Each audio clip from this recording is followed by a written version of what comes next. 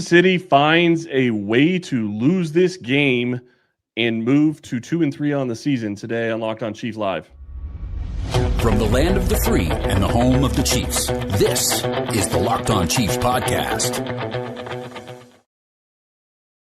Welcome back, Chiefs Kingdom. Thank you for making us your first listen of the day on the Locked On Podcast Network, your team every single day. So much to talk about when we get to this game. Matt Derrick is with me today. We're going to be talking about the offense and the defense playing pretty decent for the most part, but special teams problems a little bit later on.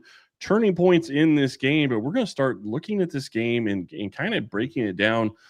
It really looked like a tale of it's not even really two halves. It was almost really like the first quarter and a half maybe for the Chiefs versus the rest of the game. And it was sloppy the rest of the game. Yeah, after the first the first three offensive drives, the Chiefs got really, really weird after that. Once again, they were putting up a ton of yards. They put up almost 500 yards of offense, Chris. Yep. And they won the turnover battle. You look at the box score, and they absolutely dominated this game. Really, the only thing you could really point to, are probably the three biggest things in this game. I think you'd say the thing that really flipped the field, obviously the interception, the pick six, game changer. That was the most significant moment of this game because that was a 14-point swing. Certainly you're going to count the penalties. The penalties on the kickoff for Person Butker don't count getting it all the way out to the 40. So you include that amongst the other penalty yardage that the Chiefs had tonight, and that somewhat offsets a little bit of the issues. But those three things in particular, the kickoff out of bounds, the penalties in general, and the pick six. Those three plays were crucial to Jacksonville's chances tonight. Yeah, and Jacksonville played a good game after the first couple of drives. They found a way. They were down 14-0, and then they came back and went up 21-14, and with the pick six. Kansas City looked like they were getting ready to put it to another touchdown lead with 21-14 going the other direction, and all of a sudden, Pat Mahomes throws a pick six, and it's not something that you're used to seeing him do. He was fooled, and that's really what that comes down to. He never saw the linebacker. He never saw Devin Lloyd in that space, and I'll give credit where credit's due. Tyquan Thornton made a heck of a play trying to catch him from behind. And showed heart and showed what you want. And he showed that multiple times of the season. So I'm loving what I'm seeing from him. He had a good game at different times, but it just was not enough. They couldn't sustain anything in the second half. You look at the first half, they scored 2 touchdowns on the first 2 drives, looked like they're going to be unstoppable all night long. And then all of a sudden penalties start getting in the way.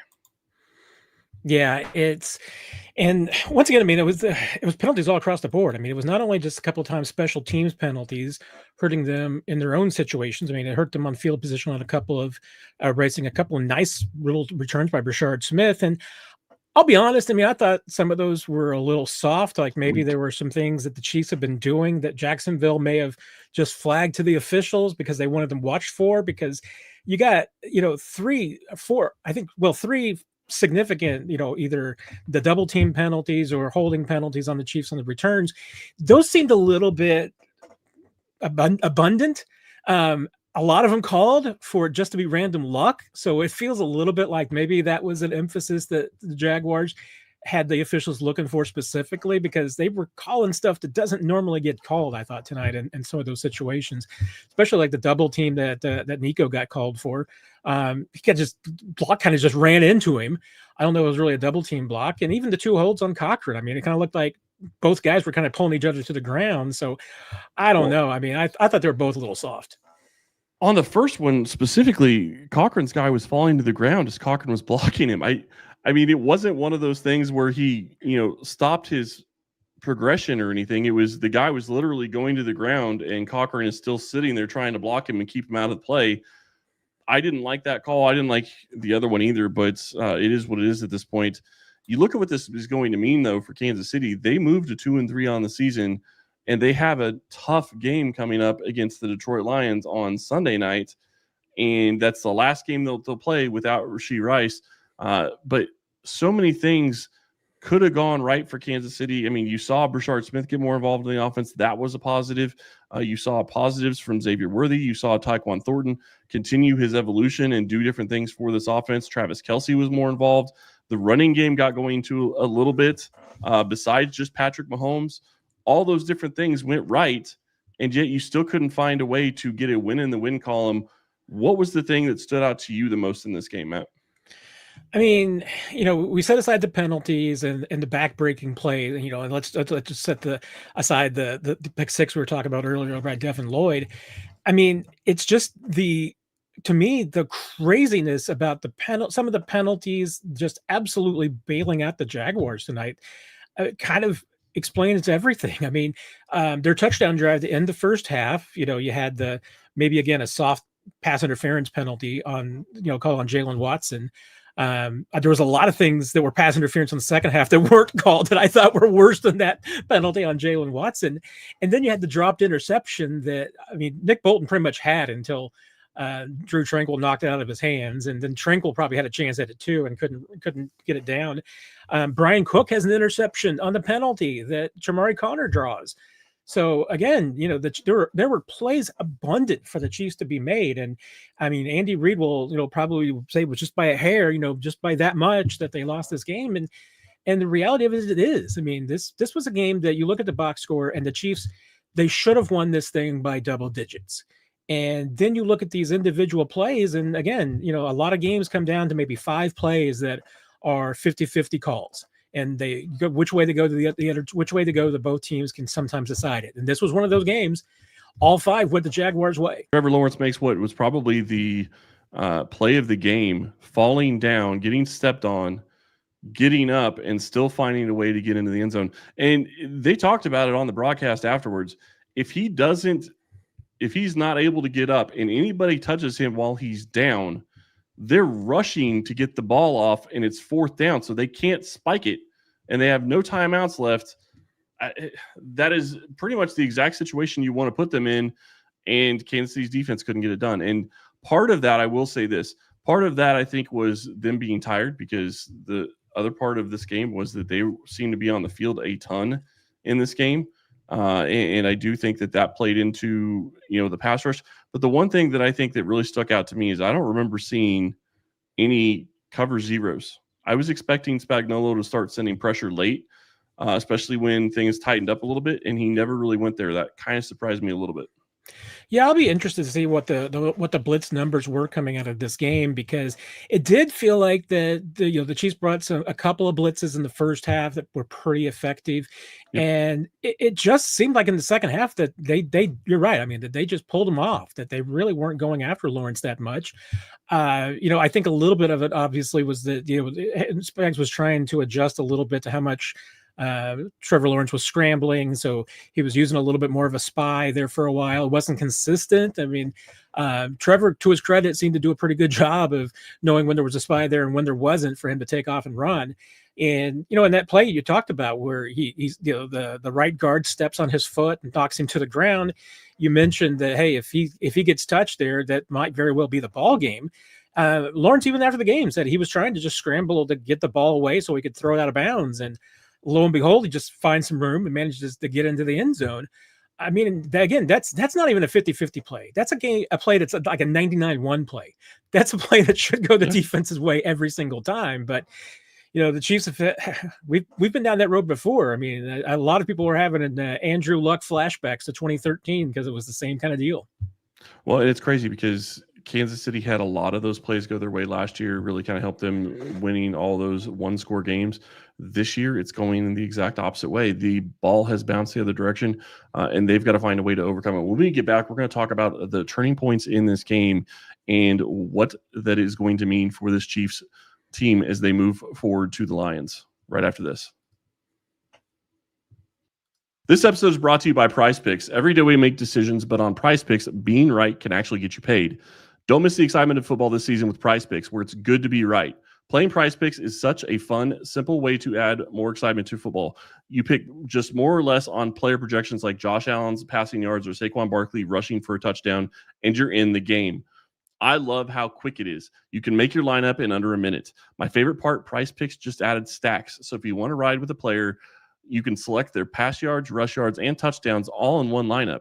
It's also fun to follow other players in the app and copy their lineups with one click. And the new injury reboot feature, if your player leaves the game early and doesn't return, it won't count against you. Download the Prize Picks app today and use code LOCKEDONNFL to get $50 in lineups after you play your first $5 lineup.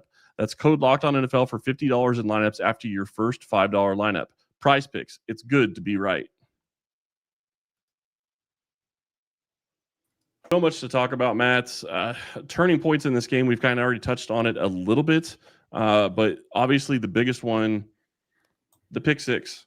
You miss Devin Lloyd. He's sitting there at a situation where I think at worst case scenario, if you're Patrick Mahomes, you're thinking, okay, it could be an incompletion. There's nobody around Juju Smith-Schuster other than Devin Lloyd because he didn't see him dropping into coverage, but goes for pick six and nobody is able to catch Devin Lloyd, changes the game completely. Yeah, I mean, it really does. I mean, at that point, the Chiefs are getting ready to go up at 21-14. It feels like at that point, and that's going to be a pretty insurmountable deficit. I mean, at that point, you didn't really feel like the Jaguars offense had been consistent. I mean, they'd had that drive at the end of the first half that got them points, but they had to have some breaks to go their way to get that.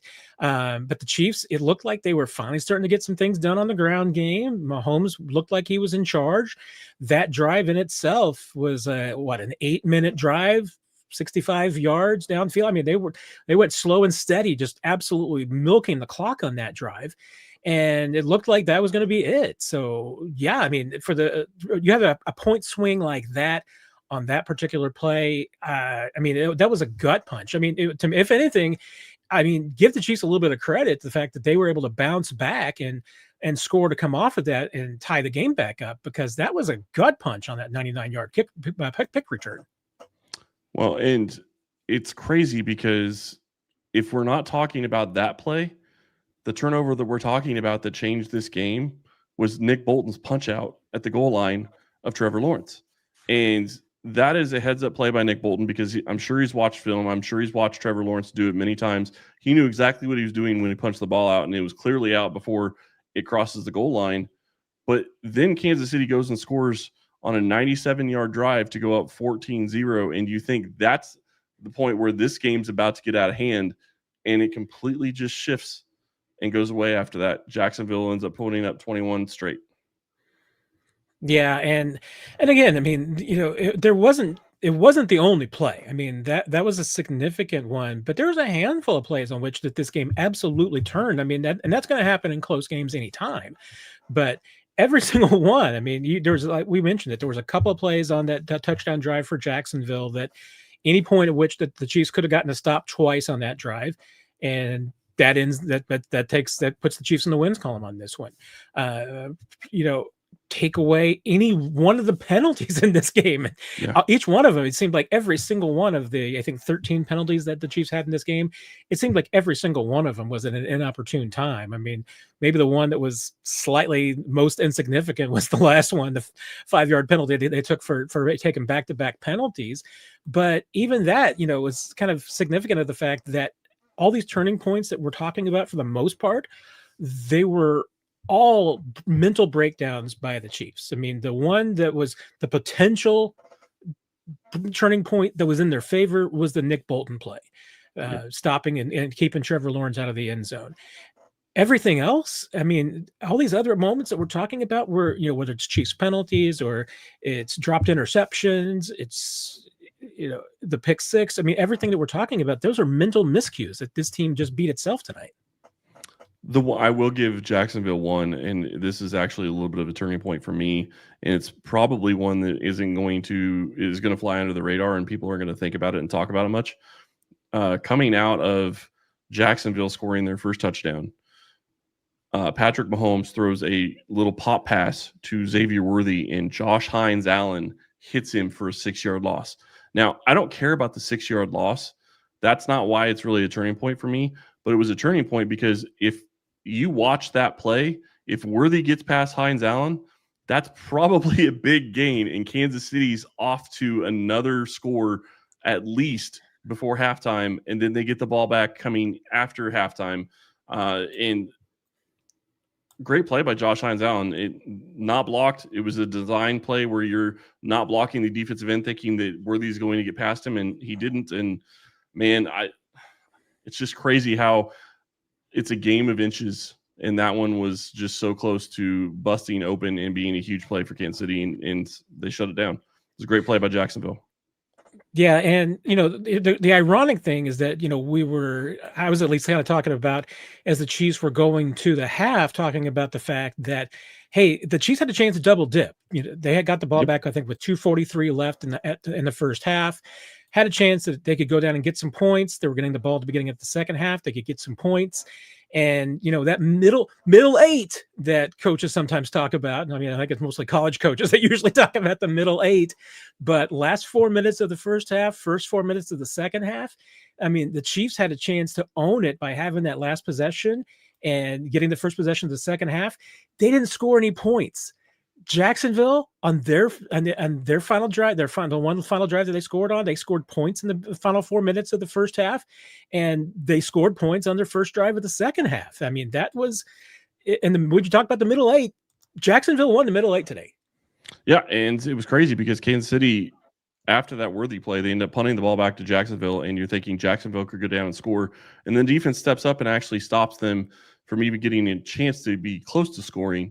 But the defense continued to show that they were going to be able to be up to the challenge to an extent, but they were just on the field so much. They had, play after play after play, and then you look at, the pick six, and the defense is not out there for that portion, and you're thinking, okay, maybe they're going to get some rest, maybe they'll be able to get some pass rush, but they really just couldn't get Trevor Lawrence down when it counted, and that's what really hurt them. He continued to get out and make plays with his legs, which turned into turning points also, just because of the fact that he was able to keep drives going that looked like should be dead in the water. Yeah, Lawrence ended up scrambling 10 times for 54 yards and a couple of touchdowns. Not ideal, certainly. And I thought that, I was kind of surprised that maybe that Spags didn't go to a spy earlier, just once he got a couple of those big runs off, that maybe they went to it, and he did kind of go to it eventually with Leo Chanel. But then, like I said, Lawrence did a pretty good job of knowing when there was a spy and when there wasn't, and knowing when he could take off and when he couldn't. And those escapes for the most part were pretty critical. I mean, on both sides tonight, Mahomes had 6 carries for 60 yards. At least one of those was a designed run. Lawrence had maybe a designed run or two in there too. But, for your quarterbacks to be doing most of your damage on the ground tonight, I mean, once again, Chiefs held Etienne 12 carries, 49 yards. That's acceptable effort against an NFL starting running back.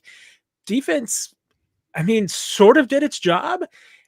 On one hand, they gave up 3 touchdowns, but on the other side, you look at the yards that they gave up, they just didn't allow Jacksonville that much, but Jacksonville took advantage of short fields and their opportunities and the penalties.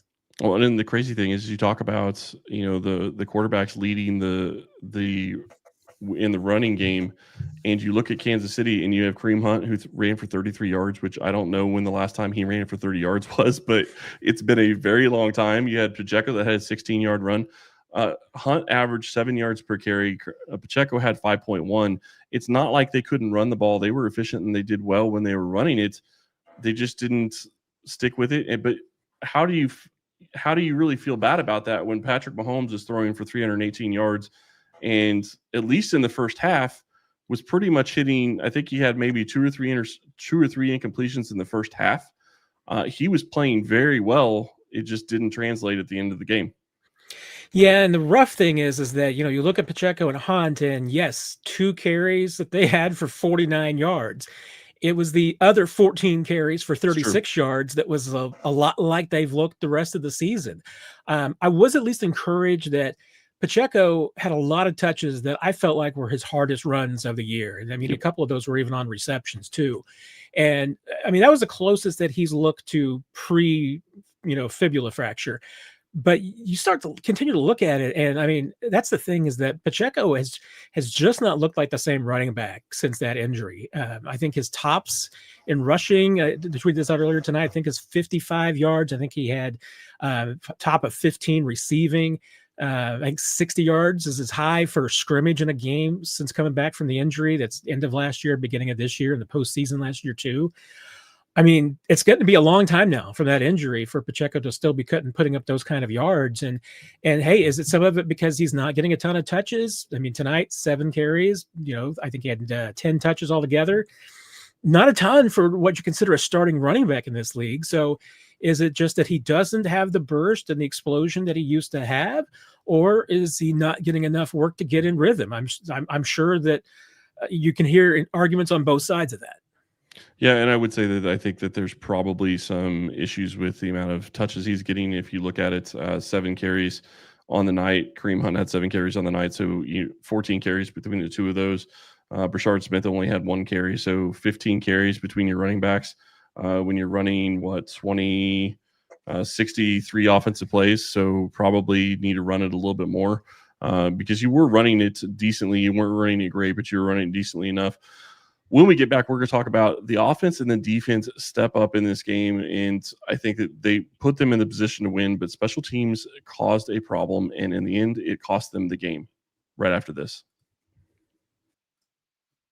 Mazda crafts cars for those who do more than simply move. Mazda delivers confidence with every ride, with more IIHS top safety picks awards than anyone else as of August 2025. From footwork to breathwork, athletes sweat all the details. Mazda brings the same intention to how we craft every model. You can feel Japanese craftsmanship in every detail, from metallic accents to available Napa leather upholstery. You can make everyday drives feel like anything but, from smooth handling to intuitive controls. With all-wheel drive standard in every single crossover SUV, you can drive with confidence through almost any season. Like our players, we sweat every detail, because when you make every move count, impossible becomes irrelevant. Mazda, move and be moved.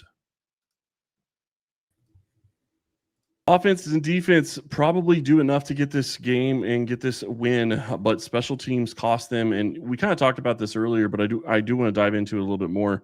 Butker on the night, other than the penalty, obviously that was a big one, but 4 for 4 on extra points, didn't have a chance to kick a field goal. Really kind of curious. They could have tried an extra long field goal at the end of the first half, decided not to do that. Wonder if that had something to do with, his miss earlier in one of the games earlier this season from a long distance. But on the night, you look at it, Brashard Smith has a huge return that gets called back because of a hold. You have another hold that cost them at the end of the game, and then you have the double blocking, or the 2 people blocking the same guy. Just too many penalties on the special teams side of the ball for this team to get a win.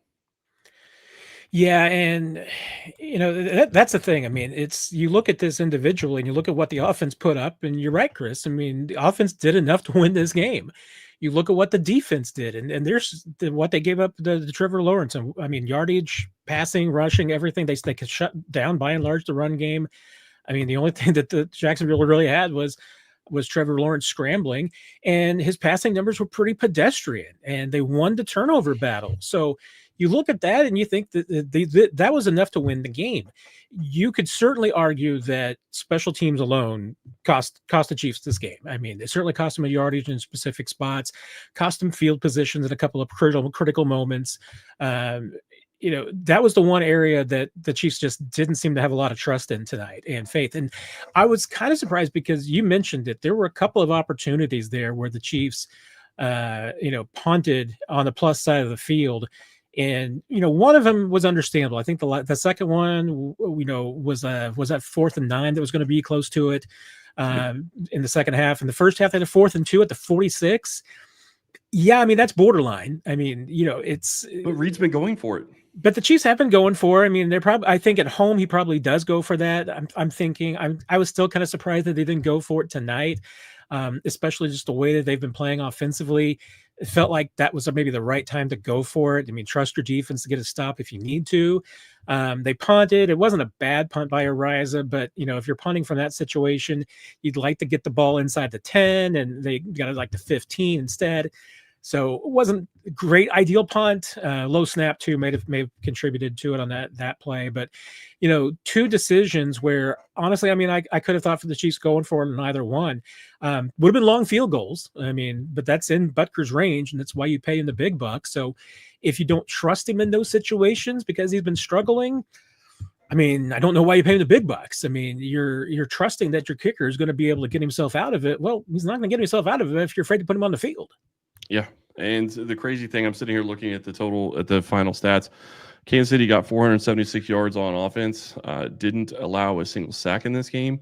I don't even know, like, I know Mahomes got hit a couple of times, but I don't even know that he was really under pressure very often in this game. I'm going to be really curious to see when I go back and look and see how much the pressure was. But Jacksonville just wasn't really getting there and really affecting things. I do think the offense played very quick to start the game, and they were getting the ball out quick, and Mahomes knew where he was going with it early on, and that changed a little bit in the second half.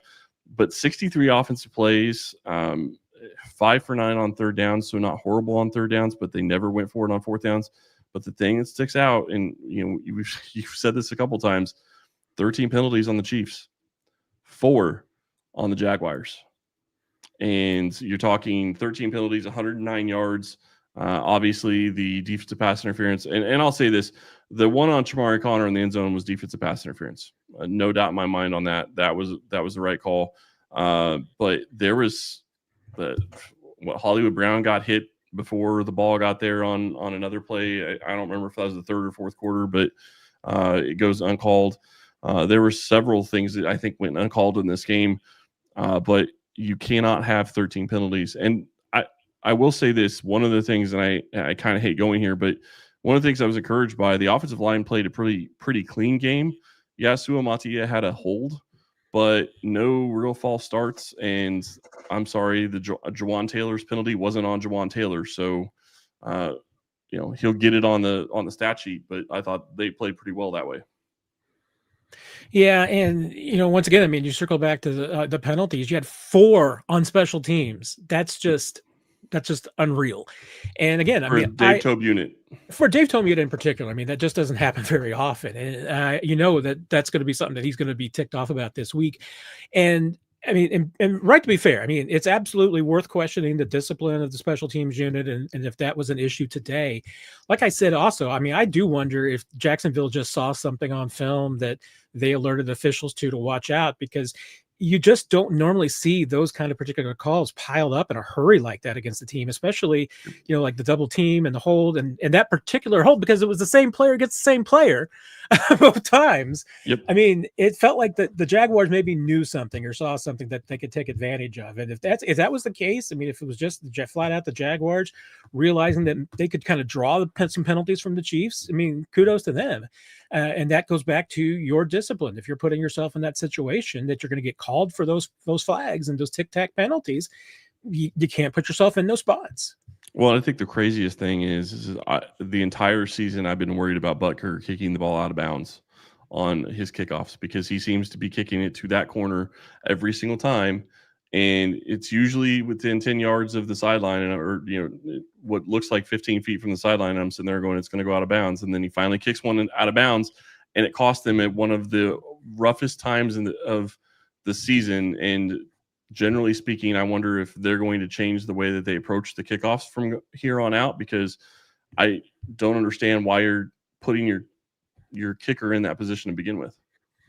Yeah, I mean, there's perspective for a little bit, but it's a rough place. Yeah, and there's no doubt that the Chiefs have been pretty aggressive a little bit in their placement of the ball on kickoffs. They haven't been using the strategy that I think the Rams and a couple of other teams have, where they're trying to kick line drives and get it on the ground, and that's been a pretty effective strategy. The Chiefs, I mean, have been, for the most part, like the top third of the league as far as starting field position for the opposition. I mean, they're doing a pretty good job. I mean, they've been keeping teams on average short of the 30, which is where you want them. Tonight, that wasn't the case, and certainly that last one was an issue. But this goes back even a little bit to last year, Chris. To your point, Butker's had a habit of putting the ball in the same place on kickoffs, and other teams have noticed it. I mean, they've picked up on it. And so I think you are seeing teams jump it a little bit. They're kind of planning on where Butker's going to put those kicks. So not only have the Chiefs been on one side being aggressive as far as placement goes and trying to do that, but then they've also been predictable. So teams, even though they're being aggressive, teams are planning and strategizing for that. So it's something's got to give. You're right. I mean, you can't continue to play with fire because obviously tonight it bit you. If you're going to be playing aggressive, you need to be getting better starting field position out of it. Yeah. And they're going to have to figure something out in the kicking game. And whether or not they're able to figure out the penalties, we will see. Kansas City does have a quicker turnaround than normal because they play on Sunday Night Football against the Detroit Lions, which is going to be a huge game for them as they sit at 2-3 headed into the 6th game of the season. And I will say this. From what we've seen from the offense from the first couple of weeks to what we've seen the past couple of weeks with the offense, I think you have to feel pretty good about where this unit is going, where this unit can head. And it was funny because I saw Royals on the field a couple of times tonight, and he was on the field, but he was doing the worthy motion. He wasn't playing. He didn't really do anything else. At some point, he's going to get involved in the offense. So I do think that this offense is going to continue to get better, and Mahomes will continue to be better, and the offensive line has been playing well. So I think that will work in their favor. Matt, any closing thoughts? Hey, you kind of summed it up for me. I mean, you put 28 points on the board offensively. You that's enough to win most games. You really give up 24 points defensively. You got 7 points that your offense put on the board for them. I mean, that's usually enough to win defensively. So it wasn't necessarily. You forced 2 turnovers. Yeah, it wasn't necessarily the best performance from this defense. We've seen better. It was still good enough to win. Offense was good enough to win. Special teams hurt them. Turnover, the one big turnover hurt them. I mean, this is a hard one to take because the Chiefs should have won this game. So they let it get away from them. There's zero doubt about that. Question for me is going to be hey, for the first 5 weeks of the season, is this who the Chiefs are? Are they a 500-ish team that's going to end up in this spot the rest of the way? They're going to be fighting for a playoff spot, or is this just, hey, Jacksonville on a Monday night situation, just a tough place to play? I don't know. The Jaguars didn't win this game the way that they've been winning this year. So that's at least another one of these concerns to me, that if you're the Chiefs, I don't feel like Jacksonville won this game. You gave it away. And if you're Kansas City, you can't do that anymore. Yeah, you absolutely lost this game if you're Kansas City in my eyes. And I will say the one thing that I feel decent about going into this next game against Detroit is Kansas City's offense continues to play better. And I think that that's going to pay off. I don't see them continuing to have this many mistakes game in and game out. If they do, the season's going to be over and they may not make the playoffs. I mean, that's just the reality of the way that they're playing right now. I hate saying that. But if they continue making the mistakes that they're making, they won't make the playoffs. But I do think that they have what it's going to take to get turned around. And as long as they can get through this next game against Detroit healthy, I think that you're going to see a completely different offense in the second half, or in the rest of the season. And let's not forget, Patrick Mahomes and the Chiefs were 15-1 last year before they set Mahomes and the starters for the last game of the season. So they have the ability to run some games off. And I do think that the schedule will get a little bit easier in the second part of the season. There you go.